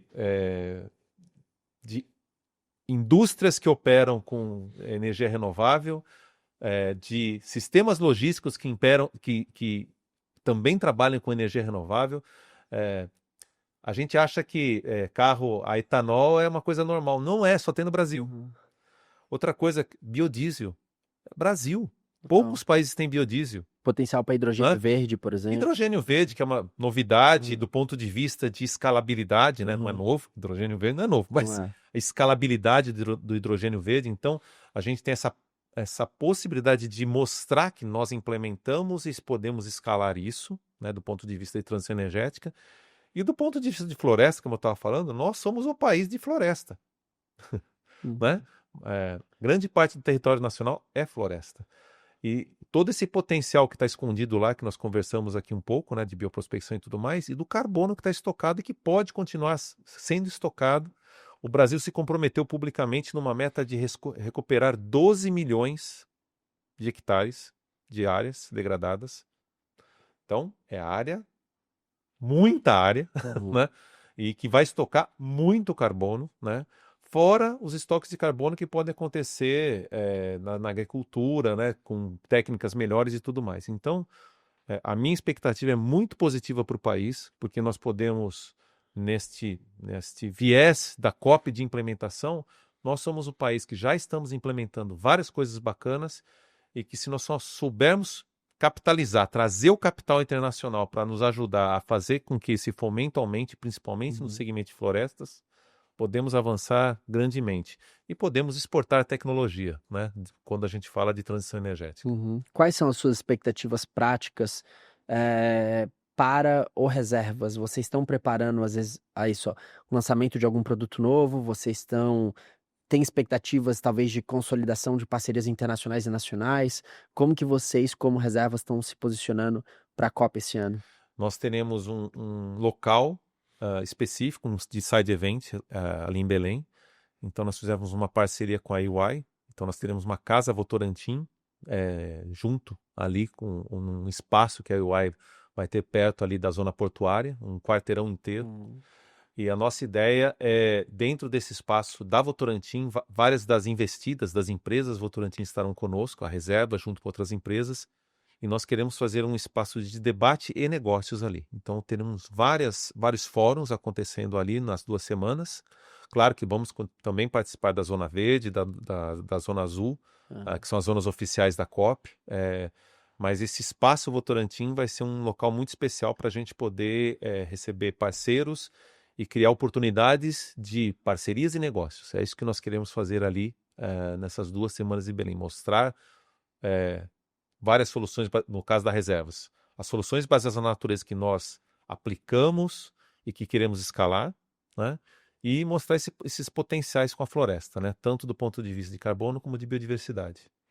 Que legal, gente. Incrível. Eu tenho uma pergunta para vocês, que ela já vindo para o encerramento do podcast, mas que ela é uma pergunta que eu sempre fico com isso na cabeça quando eu converso com diversas enfim, principalmente empresas. No caso de vocês, isso é mais palpável ainda, porque talvez seja um dilema que vocês, ou não, seja um dilema que vocês lidam todos os dias. Existe um dilema entre aonde mora a linha entre negócios, geração de capital e a conservação ambiental, mesmo no caso de vocês que a conservação faz parte dos produtos, das receitas, aonde mora essa linha e, na opinião de vocês, qual dentro dessa balança ainda pesa mais, tanto para vocês quanto também para uma visão mais ampla de outros negócios também? Bom, no nosso caso, o lema básico nosso é que produzir e conservar faz parte do negócio. Uhum. Nós nascemos pensando em como gerar receitas com conservação. Uhum. Né? E isso se expande agora com restauração, com a restauração ecológica, com plantios e tudo mais que nós estamos fazendo. Então, o nosso negócio, como eu contei bem no início, ele nasceu de uma análise de sustentabilidade. Uhum. Né? Ele é derivado de uma análise de riscos e oportunidades. Uhum. Então, para nós é intrínseco que produzir e conservar é totalmente possível. Uhum. É claro que esse é um desafio ainda, e como a Dani colocou numa das respostas dela, nós queremos ser um parceiro e um bom exemplo. Né? É possível sim que mais empresas com territórios possam aproveitar várias das partes ou até um conjunto de partes do que nós desenvolvemos para aplicar no seu próprio negócio. Né? Uhum. Lembrando principalmente que as áreas industriais, né, normalmente estão no campo. É curioso isso, né? Quando a gente pensa em indústria, as indústrias não estão mais nas cidades, as indústrias estão no campo. E quando a indústria está no campo, tem uma floresta junto com ela, dela. Uhum. Porque quando você constrói alguma coisa no campo, você tem no mínimo 20% de reserva legal que você tem que manter. Uhum. Então você tem uma floresta. Né? Uma indústria que está no campo tem uma floresta. E normalmente ele só conserva a floresta, deixa lá. A provocação que a gente coloca é essa floresta pode ser produtiva. Uhum. Né? No mínimo, reputacionalmente. No mínimo. Mas pode ser mais. Ela pode ter cadeias produtivas inclusivas com as comunidades do lado. Pode ser um ativo bem interessante. Né? É isso que a provocação que a Reservas Votorantim faz. Uhum.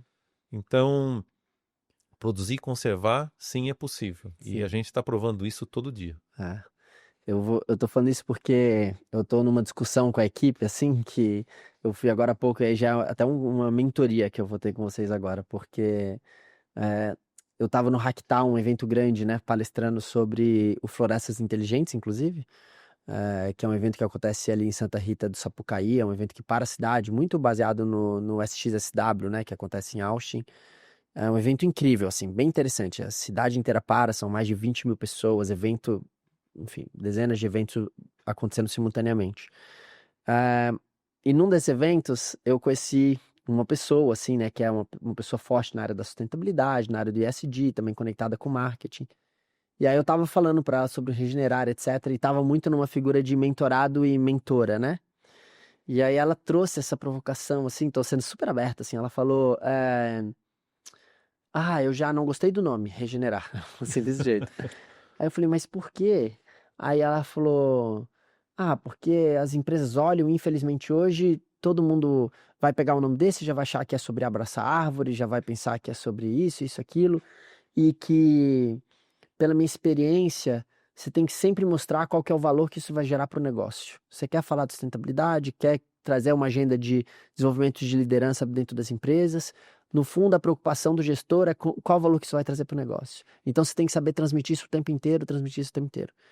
E assim, ao mesmo tempo que eu concordo muito com ela, tanto que isso foi uma provocação no podcast da Tarsila, a Tarsila traz muito isso também, eu fico me questionando se a raiz do problema também não está justamente nessa percepção, né, de que a gente sempre está olhando para qual é o acúmulo de capital e do crescimento econômico que tal atividade vai trazer para dentro da organização.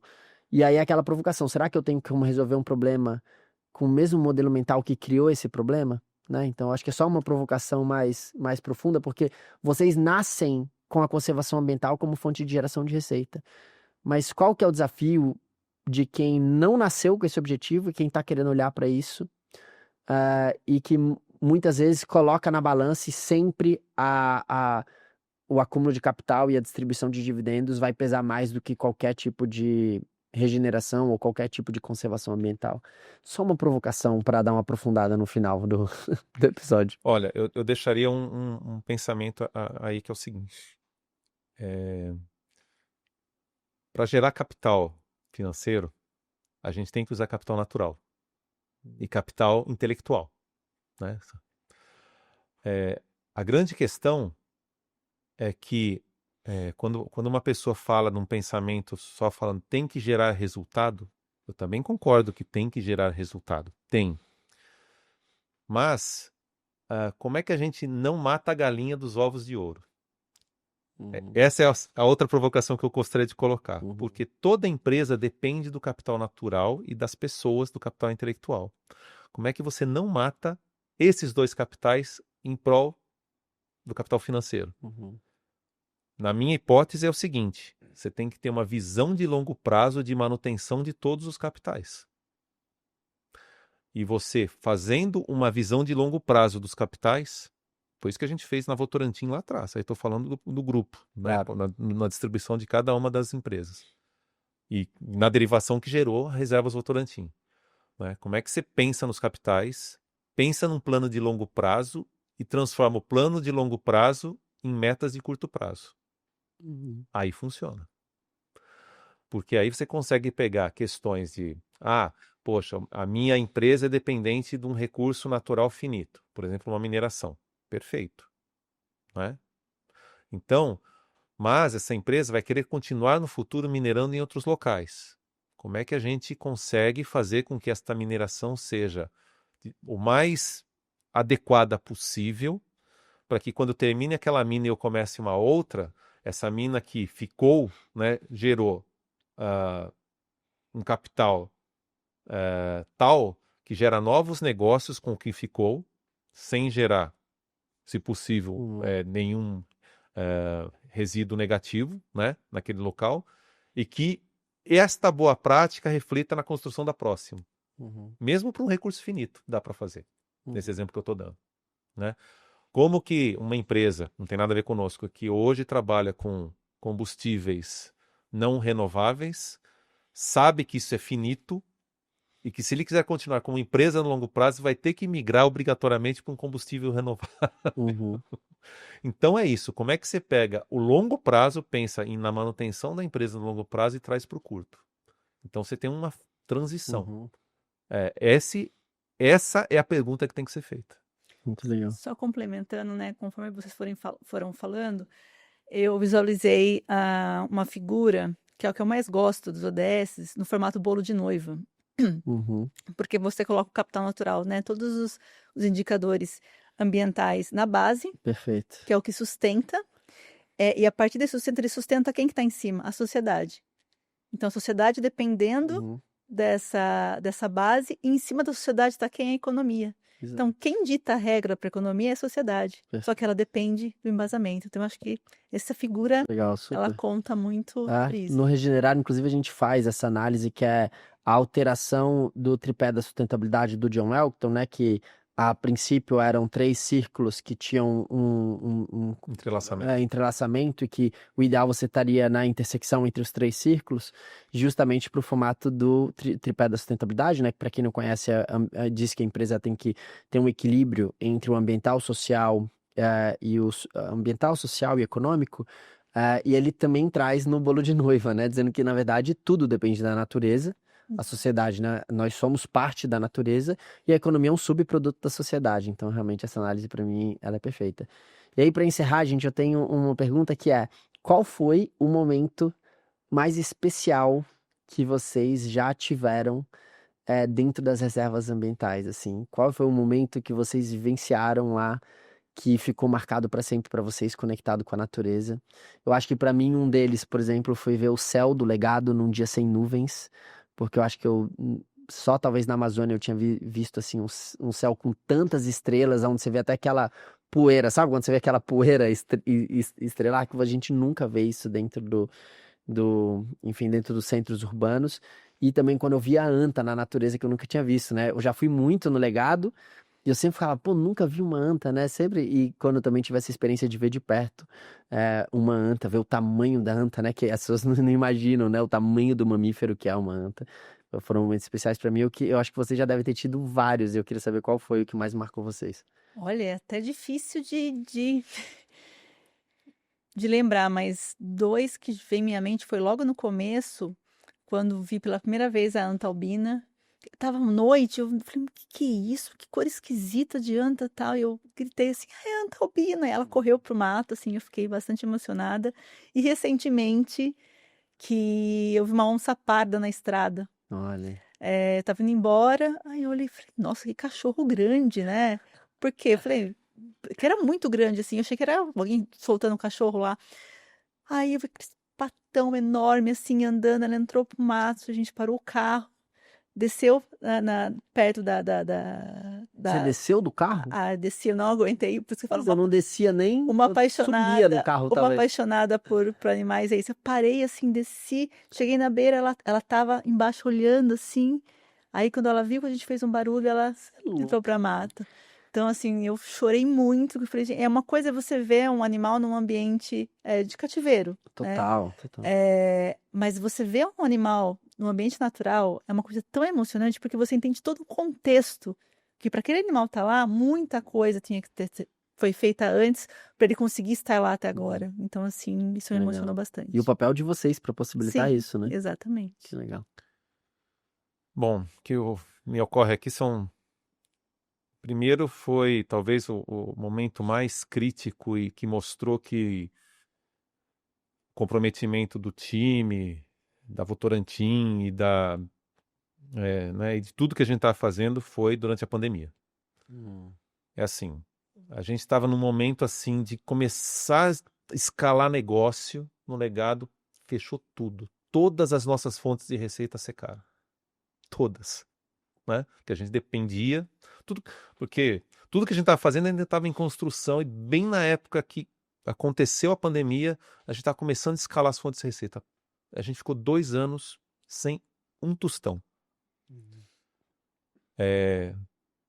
Votorantim se uniu, assim, fez um trabalho assim incrível de apoio às comunidades no Brasil inteiro.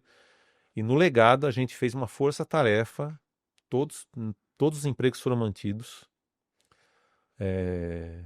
A gente fez cada maluquice para manter o ânimo alto da equipe nesse período, né? Porque tinha que continuar operando sem ter negócios, né? Então foi um negócio assim incrível assim o comprometimento que mostrando que sim, esse negócio vai dar certo, né? Então foi a época da pandemia assim foi assim para mim a mais emblemática de todas, né? onde eu fui desafiado ao extremo e que o time respondeu, a corporação apoiou e mostrou que nós estávamos lá para fazer um negócio dar certo. E quando estava começando a abertura, né, quando a gente começou a flexibilizar, começou a receber gente de novo, a gente fez uma doideira ali que essa também foi assim emblemática. Nossa equipe de monitoramento tinha descoberto a maior figueira até hoje registrada no Brasil, lá no Legado das Águas. É uma árvore assim espetacular. Assim, precisa de 25 pessoas para abraçar ela. E uma equipe de filmagem queria ir lá. Ainda estava na pandemia. A gente de máscara, no meio da floresta, Fizemos uma expedição que tinha acabado de descobrir a árvore. Demorou 6 horas para a gente chegar no lugar. Mas nós conseguimos mostrar. Assim, foi assim, incrível. Assim, foi incrível. É uma reportagem que está na Rede Globo, né? Ali, da Figueira Gigante. Depois se deu até Globo Repórter. Assim, foi assim, incrível. Assim, emocionante. Quando eu voltei destruído completamente. Porque foi 6 horas para chegar e 4 para voltar.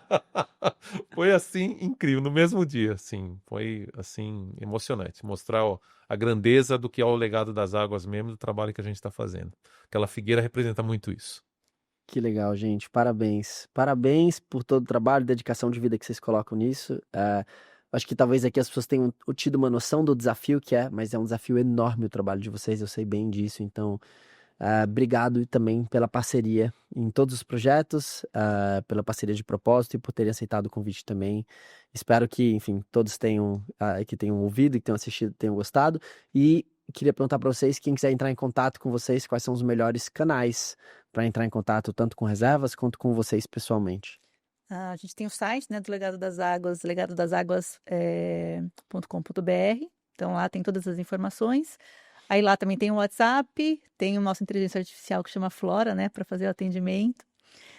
E também tem o e-mail @legadodaságuas.com.br, que também pode responder algumas coisas específicas de imprensa, também o pessoal pode responder. E nosso Instagram também, a gente tem no LinkedIn, a gente está em várias mídias, Facebook. Vocês podem entrar em contato e nos visitar, porque cada hora tem uma novidade lá. Bom, a gente bota também no episódio o LinkedIn de vocês, depois a gente coloca para aqui. Do Reservas, tem o reservasvotorantim.com.br, né, que a gente fala do negócio aí, portfólio maior, né? Tem o LinkedIn também da Reservas Votorantim. E tem também o site do Legado Verdes do Cerrado.com.br, também e o Instagram do Legado Verdes, né? Então, para quem quiser conhecer, muito focado, né? Então, quando você entra no Legado das Águas, está focado nos negócios do Legado das Águas. Quando você entra no Legado Verde Cerrado, está focado no negócio do Legado Verde Cerrado. E quando você entra na Reservas, aí a gente está falando de negócios transversais e para clientes, né? Então, estão todos convidados a conhecer esse ecossistema nosso aqui. Muito legal, gente. Obrigado de novo. Foi um prazer.